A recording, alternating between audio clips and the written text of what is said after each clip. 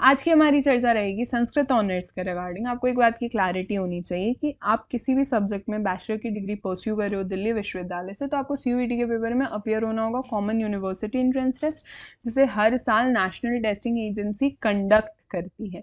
अगर आपको CUET के रिगार्डिंग किसी भी तरीके का कोई डाउट है या दिल्ली विश्वविद्यालय में ऑफर हो रहे जितने भी अंडर ग्रेजुएट प्रोग्राम्स हैं उनके रिगार्डिंग आपको कोई डाउट है, तो आप हमारी प्लेलिस्ट को एक्सेस कीजिए CUET UG DU, जिसकी लिंक मैं नीचे डिस्क्रिप्शन बॉक्स में दे दूंगी, साथ ही मैं कमेंट में भी पिन कर दूंगी, जहां पे समय के साथ आपके सारे डाउट्स क्लियर होते रहेंगे और आपको अपडेटेड इन्फॉर्मेशन भी मिलती रहेगी। इवन इंस्टाग्राम पे आप मुझसे 1-on-1 चर्चा कर सकते हो @मिशन दिल्ली यूनिवर्सिटी, या मुझे मेल भी कर सकते हो du.delhibytes@gmail.com, या फिर आप हमारे टेलीग्राम ग्रुप से भी जुड़ सकते हो mission Delhi university. Even for performance booster courses आप हमारी ऑफिशियल वेबसाइट पे भी विजिट कर सकते हो www.delhibytes.in। प्ले स्टोर से आप हमारा ऐप भी डाउनलोड कर सकते हो दिल्ली बाइट्स। दिल्ली विश्वविद्यालय में बहुत से undergraduate degree programmes provide किए जाते हैं लैंग्वेजेस में, आर्ट्स एंड सोशल साइंस में। आज इसी लैंग्वेज की कड़ी में हम संस्कृत ऑनर्स को जोड़ने जा रहे हैं। कॉमन मिनिमम एलिजिबिलिटी क्राइटेरिया के रिगार्डिंग छोटी सी बात है कि आप क्लास 12 पास होने चाहिए या फिर क्लास 12 में आप अपियरिंग होने चाहिए। लिस्ट ए में वो सारे लैंग्वेजेस मेंशन है जो कि सेक्शन 1A और 1B में बताए गए हैं। लिस्ट B1 में total 18 domain specific subjects mention किए गए हैं और लिस्ट B2 में total 9 domain specific subjects mention किए गए हैं। देखो यहाँ पे ना 4 कॉम्बिनेशन आपको ऑफर किया जाता है। पहले कॉम्बिनेशन में क्या बताया गया है कि मान लो आपने कॉम्बिनेशन 1 ऑप्ट किया है, तो सिंपल सी चीज़ है, लिस्ट ए से आप कोई भी एक लैंग्वेज चूज कर लो, लिस्ट बी से कंपल्सरली आपको संस्कृत चूज करना ही करना है, जो कि 17th पॉइंट पे। बाकी जो 2 सब्जेक्ट आप चूज करोगे वो B1 से चूज कर सकते हो या B2 से चूज कर सकते हो, जिसमें एक सब्जेक्ट B1 से रहना ही चाहिए और दूसरा आप चाहो तो B2 से चूज कर सकते हो। नहीं तो एकदम सिंपल सा तरीका बता रही हूँ, लैंग्वेज आप चूज करो लिस्ट ए से और बाकी तीनों सब्जेक्ट जो है वो B1 से ही आप चूज कर सकते हो।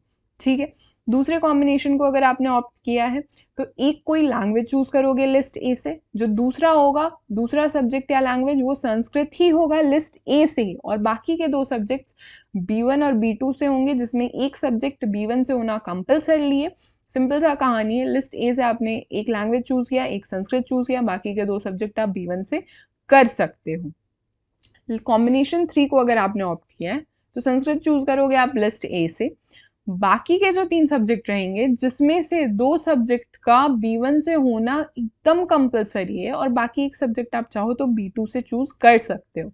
ठीक है, यानी लैंग्वेज संस्कृत हमने चूज किया लिस्ट ए से, B1 से ही हमने 3 सब्जेक्ट चूज कर लिया, कोई दिक्कत वाली बात नहीं। अब देखो कॉम्बिनेशन 4 को अगर आपने ऑप्ट किया है तो सिंपल सी बात है, लिस्ट ए से आप किसी भी सब्जेक्ट को चूज कर लो, किसी भी लैंग्वेज को बेसिकली, और लिस्ट B1 से आप 2 सब्जेक्ट चूज कर सकते हो और एक सब्जेक्ट जो है वो आपका B2 से रहेगा। कुल मिला के बातचीत क्या है कि तीनों सब्जेक्ट आप B1 से चूज कर लो और लिस्ट ए से कोई भी आप एक लैंग्वेज चूज कर सकते हो। ठीक है, यहाँ तक बातचीत समझ में आ गई है। टोटल 30 कॉलेजेस हैं जो संस्कृत ऑनर्स की डिग्री ऑफर करते हैं। ठीक है, अगर हम लैंग्वेज और डोमेन स्पेसिफिक सब्जेक्ट्स की बात करें तो कुल मिला के 35 to 40 क्वेश्चंस हैं जो आपको अटेम्प्ट करनी ही होते हैं। ठीक है, यहाँ तक बातचीत। अब देखो, हर एक सही आंसर पे आपको 5 मार्क्स मिलेगा, हर एक गलत आंसर पे 1 मार्क आपके डिडक्ट हो जाएंगे, कोई भी मार्क्स डिडक्ट नहीं होगा अगर आपने क्वेश्चंस अटेम्प्ट नहीं किया है। यहाँ पे एक बुनियादी बात भी मैं आपको बताना चाहूँगी कि दिल्ली विश्वविद्यालय ना बिल्कुल ये एक्सपेक्ट नहीं करता है कि अगर आप किसी लैंग्वेज को चूज कर रहे हो तो वो आप उसमें आपकी प्रीवियस नॉलेज होनी ही चाहिए। बस ये शर्त है कि आप जिस भी सब्जेक्ट को चूज कर रहे हो उसके रिगार्डिंग जो कॉम्बिनेशन ऑफर किया जाता है, उस कॉम्बिनेशन में जो आपने सब्जेक्ट चूज किया है वो आपके पास 11th-12th में आपने उस सब्जेक्ट को पढ़ रखा है। ठीक है, यहाँ तक बातचीत। सो जल्दी से आप मुझे कमेंट सेक्शन में बताइए कि संस्कृत ऑनर्स किन किन बच्चों का फेवरेट सब्जेक्ट है और दिल्ली विश्वविद्यालय के फेवरेट कॉलेज के बारे में भी आप मुझे बताओ। This will be all for this lecture. हमारे सारे सोशल मीडिया के लिंक्स नीचे डिस्क्रिप्शन बॉक्स में अवेलेबल है। Do comment us, do subscribe mission Delhi university, powered by Delhi bytes.